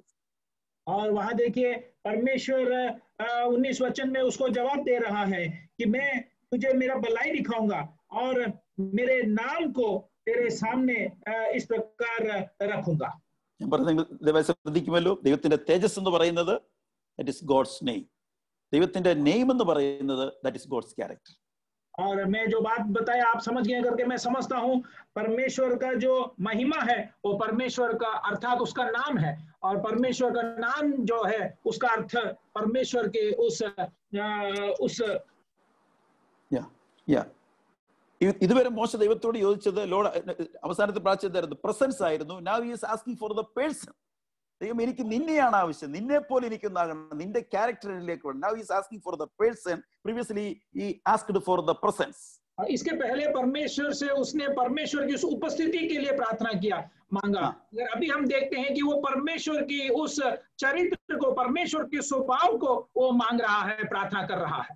ആ പ്രാർത്ഥനയുടെ കൺക്ലൂഷൻ കിടക്കുന്നത് 34-ാം അധ്യായത്തിലാണ്. എന്റെ 2-ാം വാക്യത്തിൽ ദൈവം പറഞ്ഞു, രാവിലെ തന്നെ നീ ഒരുങ്ങി ഒറ്റയ്ക്ക് സീനായി പർവ്വതത്തിലേക്ക് കയറി വരണം, അവിടെ വെച്ച് ഞാൻ എൻ്റെ ഗ്ലോറി, എൻ്റെ തേജസ്, എൻ്റെ ക്യാരക്ടർ, എൻ്റെ നാമം നിന്റെ മുമ്പിൽ ഞാൻ വെളിപ്പെടുത്തു എന്ന് പറഞ്ഞു. और उस प्रार्थना का, उस तीसरे प्रार्थना के उत्तर जो है 34वीं अध्याय उसकी दूसरी वचन में हम देख सकते हैं.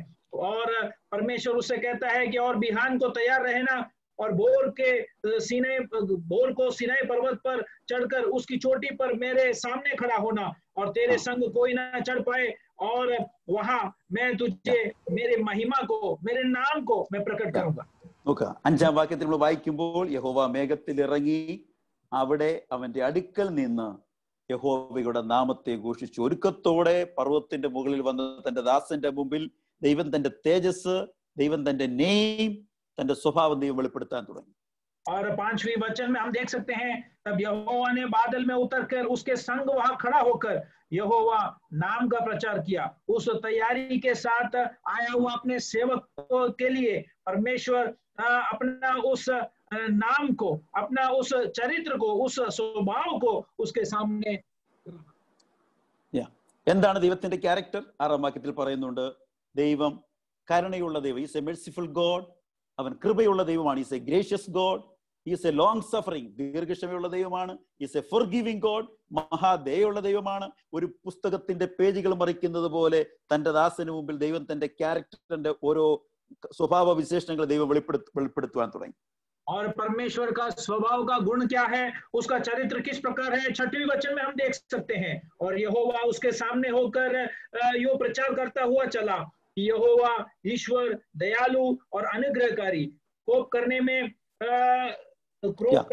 धीरजवंत और अति करुणामय और सत्य परमेश्वर है.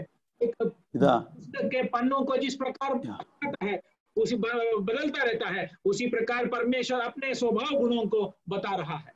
ദൈവത്തിന്റെ തേജസ് കണ്ട് താഴേക്ക് ഇറങ്ങുന്ന മോശയോട് ദൈവത്തിന് പറയാനുള്ള, മോശെ നീ എന്റെ ക്യാരക്ടർ കണ്ടു, ഞാൻ ദയയും കൃപയും കരുണയുള്ളവനാണ്.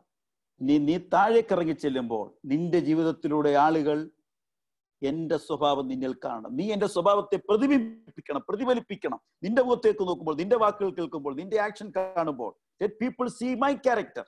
അതാണ് ദൈവം ഈ മോശയിൽ നിന്ന് പ്രതീക്ഷിക്കുന്നത്. और अपने स्वभाव को मूसा को प्रकट करने के बाद मूसा से परमेश्वर इस बात का उम्मीद करता है कि अब जब तूने मेरे उस दयालु बातों को, अनुग्रहकारी और क्रोध करने में इस प्रकार धीरे ज्वलंत रहने वाले उस स्वभाव को जब तूने देखा, अब जब इस चोटी के ऊपर से जब तू नीचे की ओर प्रजा के बीच में जाएगा, इस ईश्वरीय स्वभाव को तेरे द्वारा प्रजा देखना चाहिए। മക്കളെ ഈ ഉപവാസ പ്രാർത്ഥനയിൽ കേവലം ഒരു കൃപാവരം പ്രാപിക്കുകയോ ചില പ്രത്യേക വിടുതലുകളോ ഭാവിയെക്കുറിച്ചുള്ള ചില തീരുമാനങ്ങളോ ഒരു സൗഖ്യമോ മാത്രമായിരിക്കരുത്. അതിലുപരി നമ്മളിൽ ദൈവത്തിന്റെ സ്വഭാവം, ദൈവ സ്വഭാവമുള്ള മനുഷ്യരാണ് ഈ കാലഘട്ടത്തിന്റെ ഏറ്റവും വലിയ ആവശ്യം. और हे प्रियो, इस उपवास की प्रार्थना खत्म होने के बाद केवल एक वरदान के लिए या एक अनुग्रह के लिए नहीं, मगर परमेश्वर की उस दिव्य स्वभाव को हम प्रकट करने वाले बने। और इस प्रकार परमेश्वर के दिव्य स्वभाव वाले मनुष्य आज के इस युग चाहता है। Life is built on character. എല്ലാത്തിന്റെയും ഫൗണ്ടേഷൻ എന്ന് പറയുന്നത് ക്യാരക്ടറാണ്. जिंदगी जो है वो चरित्र पर बना हुआ है, स्वभाव पर बना हुआ है। കൺവേർഷൻ എന്ന് പറയുന്നത് ചില മിനിറ്റ് കൊണ്ടോ സെക്കൻഡ് കൊണ്ടോ നടക്കുന്ന കാര്യമാണ്. ഒരു പാപിയുടെ മാനസാന്തരം എന്ന് പറയുന്നത് मन फिरना जो है वो कुछ क्षणों में होने वाली एक प्रक्रिया है। But when God develops character, He works on it throughout a lifetime. He is never in hurry. It is a time-taking process. But God is building you and me through different process. अगर परमेश्वर जब एक व्यक्ति का स्वभाव बदलता है, उसका चरित्र बनाता है, तब वो एक लंबा समय लेता है। परमेश्वर उसमें कोई जल्दी नहीं करता है, वो धीरे धीरे उस व्यक्ति में बदलाव लाता है और उसमें क्रिया करता है। Character is most important than charisma. और चरित्र जो है आपके नाम से या उस फेम से भी ज्यादा बड़ा है। പുതിയ നിയമത്തിലേക്ക് നമ്മൾ കടന്നു വരുമ്പോൾ യോഹന്നാൻ സുവിശേഷം 17-ാം അധ്യായത്തിൽ ഞാൻ കൂടെ പറഞ്ഞ് അവസാനിപ്പിക്കുകയാണ്. അതിന്റെ 6-22 വാക്യങ്ങൾ വായിക്കണമെന്നില്ല. അവിടെ കർത്താവ് അവസാനമായിട്ട് ഇങ്ങനെ ശിഷ്യന്മാർക്ക് വേണ്ടി പ്രാർത്ഥിക്കുമ്പോൾ പറയുന്നുണ്ട്, പിതാവേ, നീ എനിക്ക് തന്നിട്ടുള്ള മനുഷ്യർക്ക് ഞാൻ നിന്റെ നാമത്തെ വെളിപ്പെടുത്തിയിരിക്കുന്നു. Verse 6, chapter 17, verse 6 says that I have manifested your name to my disciples. ഞാൻ അവർക്ക് നിന്റെ നാമത്തെ വെളിപ്പെടുത്തി കൊടുത്തിരിക്കുകയാണ്. और इस प्रकार यूहन्ना रचित सुसमाचार 17वें अध्याय उसके 6वें वचन में हम इस प्रकार पढ़ते हैं, यीशु मसीह परमेश्वर से प्रार्थना करता है, मैंने तेरे नाम उन मनुष्यों पर प्रकट किया जिन्हें तूने जगत में से मुझे दिया है। 22-ാം വാക്യത്തിൽ പറയുന്നു, I have given them the glory. നീ എനിക്ക് തന്ന മഹത്വം ഞാൻ അവർക്ക് കൊടുത്തിരിക്കുകയാണ്. 22वें वचन में यीशु कहता है कि और वह महिमा जो तूने मुझे दी, मैंने उन्हें दी है कि वे वैसे ही एक हो जैसे हमें। ഈ 3.5 വർഷം കർത്താവ് അവരെ കൂടെ കൊണ്ടുകടന്നത് ദൈവത്തിന്റെ നാമവും മഹത്വവും, that means the impartation of the character, ദൈവത്തിന്റെ സ്വഭാവം ഇവരിൽ ഉണ്ടാകാനുള്ള പരിശ്രമമായിരുന്നു. ഈ പരിശീലനം ഇവരെ കൂടെ കൊണ്ടുവരുന്നതിന്റെ ഉദ്ദേശം ഇവർ ദൈവ സ്വഭാവമുള്ള മനുഷ്യരാക്കി ഇവരെ തീർക്കണം. ഇവർക്ക് സംശയമുണ്ട്, എടുത്തിയാട്ടമുണ്ട്, പകയുണ്ട്, ഈഗോയുണ്ട്. ഈ ക്യാരക്ടർ ഫോർമേഷൻ ആയിരുന്നു കർത്താവ് അവർക്ക് കൊടുത്ത പരിശീലനത്തിന്റെ ആകെ അന്തസത്ത എന്നുള്ളത്. और देखिए, इस 3.5 साल जो मसीह ने इन चेलों को अपने साथ ले चला, वो इस 3.5 साल में इन मनुष्यों के अंदर जो क्रोध की भावना और जो इस प्रकार की बैर रखने की भावना, इस प्रकार की जो स्वभाव है, उन स्वभावों को वो धीरे धीरे बदलकर परमेश्वर के उस ईश्वरीय स्वभावों को इनके अंदर प्रभावित कर रहा था, डाल रहा था। ഈ ഉപവാസ പ്രാർത്ഥന നമ്മളെ ഒന്നുകൂടെ റീമോഡൽ ചെയ്യുന്ന, മോൾഡ് ചെയ്യുന്ന, ഒന്നുകൂടെ ദൈവം നമ്മളെ ഒരു പുതിയ ഒരു യാത്രയ്ക്ക് വേണ്ടി ഒരുക്കുന്ന ദിവസങ്ങളായി തീരട്ടെ എന്ന് ഞാൻ പ്രാർത്ഥിക്കുകയും ആശംസിക്കുകയും ചെയ്യും. और इस प्रकार मैं प्रार्थना करता हूँ और इस प्रकार कामना करता हूँ कि इस दिनों की प्रार्थना जो है, उपवास की प्रार्थना, हमें नए तरफ से सांचने का और नया तरफ से तैयार करने का एक इस प्रकार मौका बन जाए, कारण बन जाए. നമ്മൾ ഓരോ പ്രസംഗം വന്നു, കുറെ പുതിയ ചിന്തകൾ കേട്ടു, ആശയങ്ങൾ കേട്ടു, അനുഗ്രഹമായിരുന്നു. 20 ദിവസം നമ്മൾ നടത്തി. ഇതിനേക്കാളൊക്കെ ഉപരി സംതിങ് ന്യൂ, കർത്താവിനോട് നമ്മളെ കൂടുതൽ അടുപ്പിച്ച് ദൈവ സ്വഭാവമുള്ള, അന്യഭാഷപത്ത് കുറഞ്ഞു പറഞ്ഞാലും ദൈവ സ്വഭാവമുള്ള മനുഷ്യരായി തീരാൻ പറ്റിയാൽ നമ്മുടെ ക്രിസ്ത്യ ജീവിതം ധന്യമാകുകയാണ്. और हम इन दिनों में प्रचार सुनते हैं, नए नए विचार और नए नए बातों को, आशयों को हम समझते हैं, मगर कुछ थोड़ा अन्य भाषा बोलने पर भी कोई वांदा नहीं, मगर परमेश्वर के लिए हम कुछ नया कर पाए और ईश्वरीय स्वभाव वाले मनुष्य के रूप में अगर हम बन जाते हैं तो उससे बढ़कर और कोई बात नहीं है. D.L. മൂഡി ക്യാരക്ടറിനെ കുറിച്ച് പറഞ്ഞ ഒരു ഉദ്ധരണി ഇങ്ങനെയാണ്: character is what a man is in darkness and loneliness. ഒരുവന്റെ യഥാർത്ഥ സ്വഭാവം എന്ന് പറയുന്നത് അവൻ ഇരുട്ടിലും ഏകാന്തതയിലും അവൻ എന്താണോ അതാണ് അവന്റെ യഥാർത്ഥ സ്വഭാവം എന്നുള്ളത്. डीएल बूटी ने व्यक्ति के चरित्र के बारे में इस प्रकार कहा कि एक व्यक्ति, एक मनुष्य जब अंधकार में और उजाला में किस प्रकार रहता है, उस बात उसका चरित्र को दर्शाता है. Let me repeat. Character is what a man is in darkness and loneliness. ഏകാന്തതയിലും ഇരുട്ടിലും അവൻ എങ്ങനെ ചിന്തിക്കുന്നു, എങ്ങനെ പെരുമാറുന്നു എന്നുള്ളതാണ് അവന്റെ യഥാർത്ഥ സ്വഭാവം. मनुष्य जब एकांत में रहता है और अंधकार की अवस्था में रहता है, तब किस प्रकार विचार करता है, किस प्रकार क्रिया करता है, वो बात उसके चरित्र को दर्शाता है. താഴ്മയുടെയൊക്കെ വളരെ മാസ്ക് അണിഞ്ഞ ഒത്തിരി രൂപങ്ങൾ നമുക്ക് പോലും കണ്ടുപിടിക്കാൻ പറ്റാത്ത ഭവ്യമായ സംസാരം കൊണ്ടും ഇതൊക്കെ സംസാരിക്കുന്നതുകൊണ്ടും പുൾപിറ്റിലെ ബിഹേവിയർ കൊണ്ടൊന്നും നമ്മൾ കാര്യം വിലയിരുത്താൻ പറ്റുകയില്ല. How A person behave in darkness and loneliness. അവന്റെ ഏകാന്തയിൽ അവൻ ആരായിരിക്കുന്നു, ഇരുട്ടിൽ അവൻ എങ്ങനെ പെരുമാറുന്നു, അതാണ് അവന്റെ യഥാർത്ഥ മനുഷ്യൻ. मनुष्य के बाहरी रूप में वो किस प्रकार कलीसिया में व्यवहार करता है, स्टेज में किस प्रकार रहता है, उस प्रकार की बातों से उसके चरित्र का इस प्रकार नाप नहीं कर सकते हैं. मगर जब एक व्यक्ति अपने एकांत में किस प्रकार व्यवहार करता है, किस प्रकार वो अंधकार में रहते समय व्यवहार करता है, उस बातों के द्वारा उसका वो चरित्र का निर्णय कर सकता है. നമ്മളെ കാലം രണ്ടായി വിഭജിക്കപ്പെട്ട് കഴിഞ്ഞിരിക്കുകയാണ്. കൊറോണയ്ക്ക് മുൻപും കൊറോണയ്ക്ക് ശേഷവും നമ്മൾ ഇനി ഒരു പുതിയ ഒരു ഫേസിലേക്ക് മോശ ഇസ്രായേൽ ജനത്തെ നയിച്ചതുപോലെ ഒരു സെക്കൻഡ് ഫേസ് ഓഫ് ജേർണിക്ക് വേണ്ടിയുള്ള ഒരു പ്രിപ്പറേഷനിലാണ്. അതിനുവേണ്ടിയാണല്ലോ നമ്മൾ ഈ പ്രാർത്ഥനയിലും മറ്റുമായിരിക്കുന്നത്. प्रियजनों, हम जानते हैं कि अभी समय जो है दो भाग हो गया है, कोरोना के पहले और कोरोना के बाद. इस प्रकार जिस प्रकार मूसा ने प्रार्थना किया कि उसके उस यात्रा के एक नए श्रेणी के लिए वो अपने आप को तैयार कर रहा था, उसी प्रकार हमारे जिंदगी के उस यात्रा के एक नया श्रेणी के लिए हम भी परमेश्वर से इस प्रकार प्रार्थना करते हैं. ഒരു സ്കൂളും കോളേജും യൂണിവേഴ്സിറ്റിയും നമ്മളെ പഠിപ്പിക്കാത്ത പാഠം ഒരൊറ്റ വൈറസ് ലോകത്തെ മുഴുവനും കഴിഞ്ഞ 6 മാസം കൊണ്ട് പഠിപ്പിച്ചുകൊണ്ടിരിക്കുന്നത്. कोई स्कूल या कॉलेज या यूनिवर्सिटी हमें सिखा नहीं सकता है उस प्रकार की बातों को एक छोटा सा वो कीटाणु या वायरस ने संसार को सिखा दिया है. ഈ കോണ്ടെക്സ്റ്റിൽ മോശ പ്രാർത്ഥിച്ച 3 പ്രാർത്ഥന, though it is so short, it is so deep and meaningful. വളരെ ആഴമുള്ളതും അർത്ഥവത്തായ 3 പ്രാർത്ഥന വാചകങ്ങൾ എനിക്ക് നിങ്ങൾക്കും അനുകരിക്കാവുന്ന, പഠിച്ചെടുക്കേണ്ട, നമ്മൾ പ്രാർത്ഥിക്കേണ്ട 3 കാര്യങ്ങളാണ് ഈ 33 അധ്യായത്തിൽ രേഖപ്പെടുത്തിയിട്ടുള്ളത്. और इस समयों के बीच में मूसा के उस 3 प्रार्थना जो ज्यादा महत्व और जो बहुत गहराई और हम इसके अनुकरण कर सकते हैं, उस प्रकार के उस 3 प्रार्थना के विषयों को हमने आज रात को सुना है. നമ്പർ 1, ദൈവമേ നിന്റെ വഴി എന്നെ അറിയിക്കണമേ. വഴി എന്ന് പറയുമ്പോൾ കനാനിലേക്കുള്ള വഴിയല്ല, എനിക്ക് നിന്നെ അറിയണം. I want to know you. അതായിരുന്നു ഒന്നാമത്തെ പ്രാർത്ഥന. सबसे पहले परमेश्वर तू मुझे अपने गति समझा दे, अर्थात कनान की ओर पहुंचने वाली गति या मार्ग नहीं, मगर हे परमेश्वर मैं तुझे जान पाऊं. രണ്ടാമത്തെ കാര്യം, ദൈവമേ നിന്റെ സാന്നിധ്യം ഞങ്ങളുടെ ജീവിതത്തിൽ നഷ്ടപ്പെട്ടു. ഞങ്ങളുടെ പാപം കൊണ്ടും റെബല്യസ് നേച്ചർ കൊണ്ടും നഷ്ടപ്പെട്ട ആ സാന്നിധ്യം മടക്കി തരാത്തിടത്തോളം ഞാൻ ഒരു സ്റ്റെപ്പ് പോലും മുന്നോട്ട് വെക്കില്ല. unless I want to make sure that your presence is with me. അതിനുവേണ്ടി വെയിറ്റ് ചെയ്താൽ മുഴങ്കാൽ മടക്കി ആ സാന്നിധ്യം ഉറപ്പുവരുത്തി ദൈവം സാന്നിധ്യവും കൊടുത്തു, സ്വസ്ഥതയും കൊടുത്തു. തുടർന്ന് മോശ ജനത്തെയും കൂട്ടി മുന്നോട്ട് യാത്ര തുടർന്നു. दूसरा प्रार्थना का विषय ये है कि हे परमेश्वर, अगर यदि तू आप ना चले तो हम यहाँ से आगे ना चलेंगे. परमेश्वर की उस उपस्थिति को उनके गलतियों की वजह से, उनके पाप भरी स्वभाव की वजह से उन्होंने खो दिया, मगर वो परमेश्वर से प्रार्थना करता है कि हे परमेश्वर तू अगर हमारे साथ नहीं चले तो हमें यहाँ से आगे लेना चलना. और इस प्रकार उस प्रार्थना के उत्तर के रूप में परमेश्वर ने उसे कहा कि मैं तुम्हारे साथ चलूंगा और तुम्हें विश्राम भी दूंगा.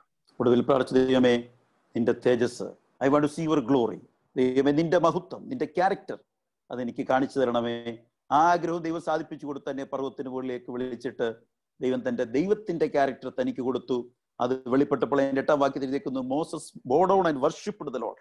അവൻ സാഷ്ടാംഗ പ്രണാമം ചെയ്ത് ദൈവത്തെ ആരാധിച്ചു. The book of Exodus, this is the first place we could see Moses is worshiping the Lord. and 8-ാം വാക്യത്തിൽ 34-8-ാം വാക്യത്തിൽ अगला तीसरा आखिरी प्रार्थना इस प्रकार मूसा ने कहा, परमेश्वर मुझे अपने तेज को दिखा दे. उस प्रार्थना के विषय में जब परमेश्वर ने उसको अपना उस नाम का प्रकट किया, अपने स्वभाव जब वो परमेश्वर ने उसे प्रकट किया, तो हम देखते हैं उस 34वें अध्याय के 8वें वचन में मूसा ने फुर्ती कर पृथ्वी की ओर झुककर दंडवत किया। इस पहला जगह है यहाँ मूसा ने गिरकर परमेश्वर को दंडवत करता है। നമുക്ക് ദൈവസ്വഭാവമുള്ള മനുഷ്യരായി തീരാം. അതിനുവേണ്ടി ദൈവം നമ്മളെല്ലാവരെയും സഹായിക്കട്ടെ എന്ന് പ്രാർത്ഥിച്ചുകൊണ്ടും ആഗ്രഹിച്ചുകൊണ്ടും ഒരിക്കൽ കൂടെ ഇത്രയും സമയം ദൈവനെ കേട്ട് നിങ്ങൾ എല്ലാവരോടും എനിക്കുള്ള നന്ദിയും അതിനും അറിയിച്ചുകൊണ്ട് ഞാൻ എൻ്റെ വാക്കുകളെ ചുരുക്കുന്നു. God bless you all. और हम इस प्रकार ईश्वरीय स्वभाव वाले मनुष्य बन जाएंगे और इसके लिए परमेश्वर हमें सहायता करे। फिर एक बार मेरे वचनों को सुने हुए आप सबको और इस प्रकार मौका दिया हुआ है पासवान और कलीसिया को मैं धन्यवाद करते हुए मेरे बातों को बंद करता हूँ। परमेश्वर आपको आशीष दे।